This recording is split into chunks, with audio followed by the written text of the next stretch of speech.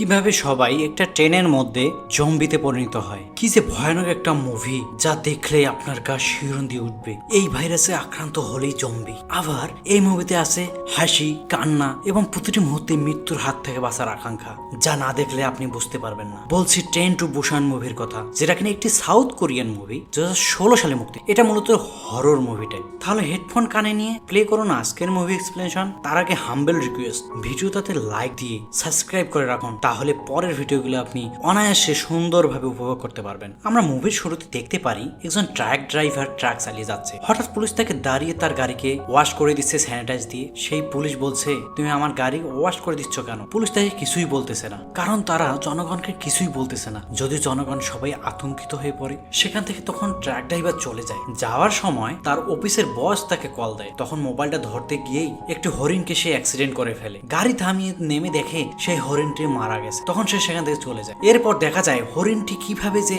হঠাৎ দাঁড়িয়ে যায় এবং তার চোখগুলো দেখতে অন্যরকম। এখান থেকে বোঝা যায় যে দেশের মধ্যে ভাইরাস ছড়িয়ে পড়েছে। এই মুভির মেইন চরিত্রে আছেন সিওক হু। এটা মূলত একটি সাউথ কোরিয়ান মুভি, সেহেতু নামগুলো অদ্ভুত টাইপের। যদি স্পেলিং এ ভুল হয়ে থাকে আমাকে ক্ষমা দৃষ্টিতে দেখবেন। সিওক, যে কিনা একটা কর্পোরেট চাকরি করেন এবং সেই কারণে সে কাউকে সময় দিতে পারে না, তাই তার স্ত্রী তাকে রেখে চলে যায় এবং তার একটি মেয়ে আছে। সে নিজেও একাকিত্ব ভোগে, কারণ তাকে সে সময় দিতে পারে না। তার মেয়েকে মূলত দেখাশোনা করে তার দাদি। সিওক একদিন অফিসে বসে থাকে এবং হঠাৎ মনে হয় তার মেয়ের আজকে বার্থডে, তাই তার জন্য খেলনা কিনে বাসায় যায় তাকে উইশ করার জন্য। কিন্তু বাসায় গিয়ে দেখে তার খুবই মন খারাপ। সে কোনোভাবেই তার গিফট নিতে চাচ্ছে না। তাকে বলে, তুমি আগে গিফটটা খুলে দেখো আমি কি নিয়ে এসেছি। তখন সে গিফটটা খুলে দেখে তার মা তার আগের বার্থডেই এই গিফটটি তাকে গিফট করেছিল। এটা দেখে তার মেয়ের মন আরো খারাপ হয়ে যায়। তখন তার বাবা বলে, এই মুহূর্তে তোমাকে আমি কি দিতে পারি যেটা দেখে তোমার মন ভালো হয়ে যাবে? তখন তার মেয়ে বলে, বুসান। বুসান একটি জায়গার নাম যেখানে তার মা তার বাবাকে রেখে চলে গেছেন। তার মানে তার মেয়ে তার মায়ের কাছে যেতে চায়। তখন সে চিন্তা ভাবনা করে রিয়েলাইজ করে দেখে যে আসলেই তার মেয়েকে তার মায়ের কাছে নিয়ে যাওয়া উচিত। সে তখন সবকিছু রেডি করে বুসান যাওয়ার জন্য। মূলত বুসান যাবে ট্রেনে করে। ট্রেনে ওঠার আগে কেউ বুঝতেও পারেনি যে ট্রেনের মধ্যে এরকম কিছু হবে। সেই ট্রেনের মধ্যে দেখা যায় কিছু হকি টিমের প্লেয়াররাও ওখানে যাচ্ছে, আর দেখা যায় দুজন বৃদ্ধ মহিলা যারা কিনা দুই বোন। ট্রেন যাওয়ার সময়ও হয়েছে এবং সবাই উঠেও পড়েছে। কিন্তু হঠাৎ যখনই ট্রেনটা ছাড়বে তখনই দেখা যায় একটি মেয়ে ট্রেনের মধ্যে উঠে যায়। কেউ বুঝতেও পারেনি, কারণ অলরেডি সেই শহরের মধ্যে ভাইরাস ছড়িয়ে পড়েছে। আবার এদিকে ট্রেন ছাড়ার সময় এক পাগলও ট্রেনের বাথরুমে যে লুকিয়ে আছে। মূলত এই পাগলটি বাইরে ভাইরাস সম্পর্কে সবকিছু দেখেছে, তাই সে ভয়ে সেখানে লুকিয়ে আছে। এর মধ্যে সিওকের মেয়ে তাকে না জানিয়ে বাথরুমে যেতে থাকে, কিন্তু কোনো বাথরুম খালি না থাকায় সে অন্য বগের বাথরুমে যায় এবং সেখানে আরেক দম্পতির সাথে পরিচয় হয়, যার নাম সানঘোয়া। তার স্ত্রী হলো প্রেগনেন্ট, সেও বুসান যাবে। এদিকে যে পাগল বাথরুমে লুকিয়েছিল তাকে ট্রেনের টিটি এবং ট্রেন মাস্টার এসে বলে, তোমার টিকিট দাও। সে উত্তরে বলে, সবাই কি মারা গেছে? তখন তারা তাকে আর কোনো কিছু জিজ্ঞাসা না করে, কারণ তারা ভাবছে সে তো পাগল। এরপর দেখা যায় যে মেয়েটি হঠাৎ ট্রেনের মধ্যে উঠে পড়ে, সে অলরেডি জম্বিতে পরিণত হয়ে গেছে, কারণ তার ভাইরাস অলরেডি ছড়িয়ে গেছে তার শরীরের মধ্যে। তখন এক মহিলা টিটি তাকে দেখে ফেলে এবং সে তাকে সাহায্য করতে চায়। ট্রেন পরিচালককে সে ফোন দেয়, কিন্তু কোনোভাবেই ফোনের সিগন্যাল পাওয়া যাচ্ছিল না। এদিকে সে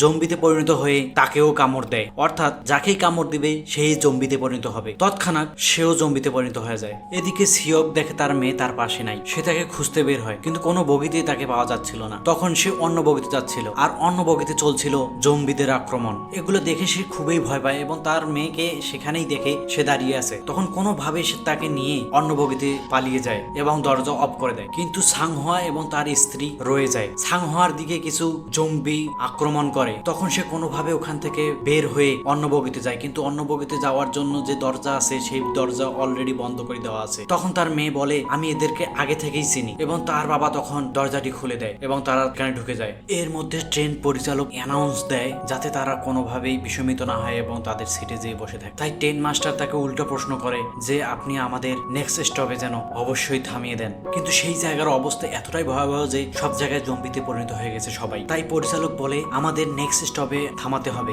সেখানে সেনাবাহিনী ও পুলিশ আমাদের প্রোটেক্ট করবে। এদিকে সিওকের মা ফোন করে যে তাকেও সেই ভাইরাসে আক্রান্ত হয়ে গেছে এবং সে অলরেডি জম্বিতে পরিণত হয়ে গেছে। তাই তার স্ত্রীকে ফোন দেয় যে বুসানের অবস্থা কিরকম, কিন্তু তার স্ত্রীরও ফোন বন্ধ। তখন সবাই দেখে টিভিতে সেই দেশের সরকার বিবৃতি দিচ্ছে, সে বলছে অন্য দেশের আমাদের সাথে চক্রান্ত করে এসব ভাইরাস আমাদের দেশে ফেলা হয়েছে, সবাই যেন ভালোভাবে থাকে, কেউ যেন বাসার বাইরে বের না হয়। তাই তারা পরের স্টেশনে নামার জন্য সবাই প্রস্তুতি নিচ্ছে। ইতিমধ্যে সিয়ককে ফোন দিয়ে বলে যে সেখানেও সবাই জম্বিতে পরিণত হয়েছে, যেসব পুলিশ এবং সেনাবাহিনী তাদেরকে প্রোটেক্ট দিবে তারাও জম্বিতে পরিণত হয়েছে। তাই সেখানে আলাদা একটি রাস্তা আছে, সেই রাস্তা দিয়ে গেলে তারা বেঁচে যাবে। কিন্তু সে কাউকে বলে না যে এখানে একটা সিক্রেট রাস্তা আছে, এখান দিয়ে গেলে কোনো জম্বিতে আক্রমণ করবে না। এরপর সময় হয় নেক্সট স্টপে নামার। সবাই ভয়ে ভয়ে থাকে যে এখানে কোনো জম্বি আছে কিনা, কিন্তু আশেপাশে কোনো জম্বি না থাকায় তারা আস্তে আস্তে নেমে যায় এবং সবাই এক পথে রওনা দেয়। কিন্তু সিয়ক অন্য পথে যায়, কারণ সে আগে থেকেই জানে যে এখানে জম্বিতে পরিণত হয়েছে সবাই।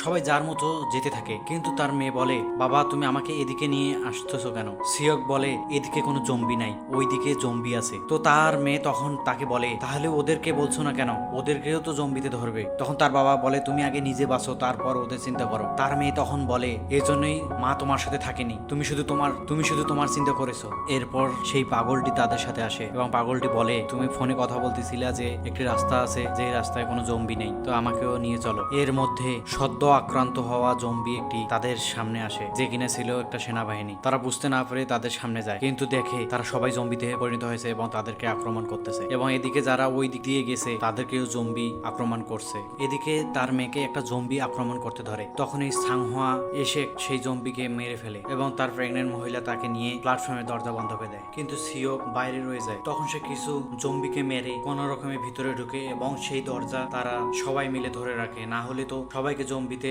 আক্রমণ করবে। কিছু সংখ্যক লোক সেই গেটটিকে ধরে রাখে এবং সবাই সেই ট্রেনের মধ্যে আবার উঠতে যায়। কিন্তু ট্রেন মাস্টার টিটিকে কোনোভাবে আর অন্য লোককে এখানে উঠতে দিতেছে না, কারণ কোনোভাবে যদি একজন ইনফেক্টেড হয় তাহলে সবাইকে জম্বিতে পরিণত করবে। তবে সেই প্রেগনেন্ট মহিলা মেয়েটিকে নিয়ে ট্রেনের বগিতে উঠে পড়ে কোন রকম ভাবে, এবং তার সাথে সেই বৃদ্ধ মহিলা এবং পাগলটি ছিল। তারা মূলত বাথরুমে যেয়ে লুকিয়ে থাকে। এরপর দেখা যায় সেই গেটটাতে যে পরিমাণে জম্বি আক্রমণ করেছে, কোনোভাবেই সেখানে তাদেরকে আটকানো যাচ্ছে না, সেই গ্লাসটি ফেটে যাচ্ছিল। তখন তারাও রওনা দেয়, কারণ অলরেডি ট্রেনটি ছেড়ে দিয়েছিল। এরপর ট্রেনের মধ্যে যা ঘটে তা আপনি দেখলে বিস্ময় হবেন। পরের পার্ট দেখতে হলে অবশ্যই আপনি চ্যানেলটিকে সাবস্ক্রাইব করে রাখতে হবে।